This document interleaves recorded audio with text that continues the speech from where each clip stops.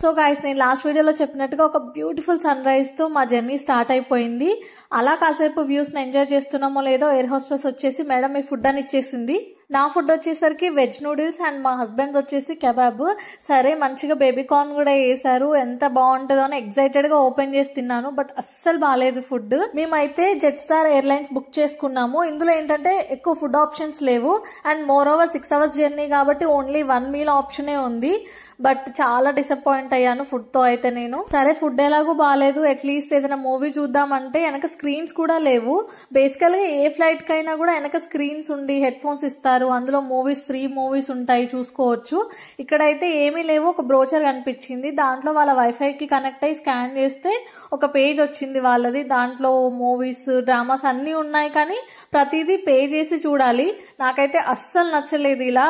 ఇంకెప్పుడు jet star అసలు prefer కూడా చేయను నేను. అసలు నాకు వచ్చిన డౌట్ ఏంటంటే జెట్ స్టార్ లో ఫ్లైట్స్ అన్ని ఇలాగే ఉంటాయా లేదంటే మా ఫ్లైట్ ఇలా ఉందా?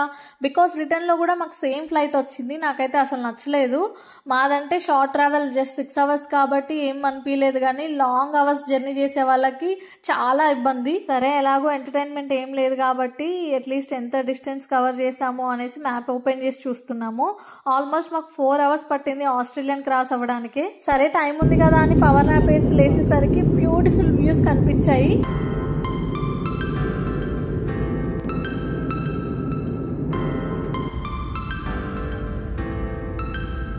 సో చూసారు కదా, full of sea and middle లో ల్యాండ్ ఉంది. So it's landing time.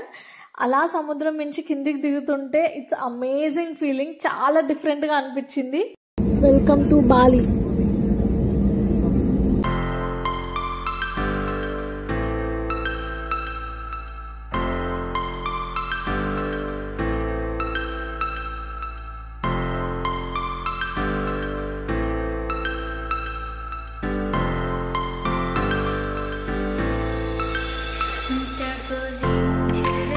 So guys, మేమైతే ఆనరల్ వీసా తీసుకొని బయటకు వచ్చేసాము. దాని వ్యాలిడిటీ 30 days, బట్ మా ప్లాన్ ఓన్లీ 7 days.